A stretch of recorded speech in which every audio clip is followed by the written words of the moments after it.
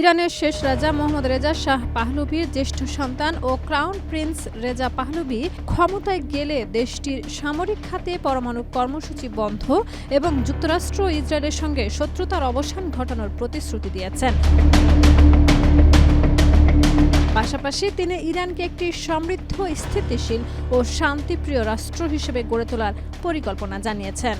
সামাজিক যোগাযোগ মাধ্যম এক্সে দেওয়া একটি ভিডিও বার্তায় রেজা পাহলভী বলেন, ইরান মানেই সন্ত্রাসবাদ, মৌলবাদ বা দারিদ্র্য। এটি বর্তমান ইসলামী প্রজাতন্ত্রের সৃষ্টি, কিন্তু প্রকৃত ইরান হল শান্তি, সৌন্দর্য ও সমৃদ্ধিতে পূর্ণ।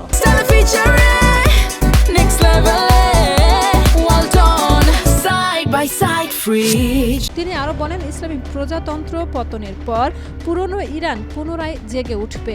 সামরিক খাতে পরমাণু প্রকল্প বন্ধ হবে, সন্ত্রাসী গোষ্ঠীকে সমর্থন ও সহায়তা স্থগিত করতে হবে এবং আন্তর্জাতিক ও আঞ্চলিক অংশীদারদের সঙ্গে একযোগে সন্ত্রাস, অপরাধ, মাদক পাচার ও কট্টরপন্থার বিরুদ্ধে লড়াই হবে।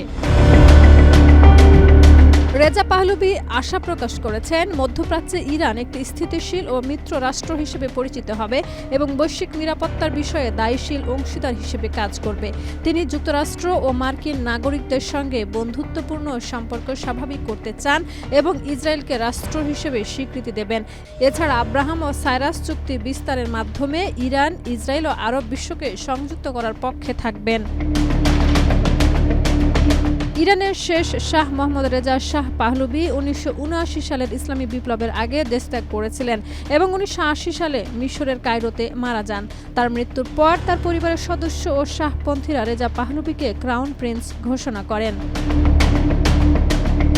গত 2 সপ্তাহ ধরে তেহরান সহ বিভিন্ন শহরে ব্যাপক সরকার বিরোধী আন্দোলন চলছে। এই সময়ে রেজা পাহলভী সক্রিয় হয়ে জনগণকে ভিডিও বার্তায় নির্দেশনা দিয়েছেন এবং বিক্ষোভকারীরা তার প্রতি সমর্থন প্রকাশ করছেন।